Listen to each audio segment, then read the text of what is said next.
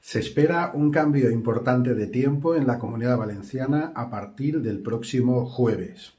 La situación vendrá marcada a partir de ese día por la formación de una borrasca mediterránea frente a las costas de la Comunidad Valenciana que, unida a la presencia de aire frío en capas altas de la atmósfera, favorecerá que se formen precipitaciones persistentes en muchos puntos de las provincias de Valencia y Alicante.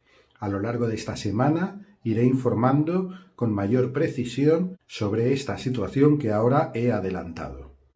Recordad que podéis seguir los datos del tiempo en Valencia a través de la página meteofan.es.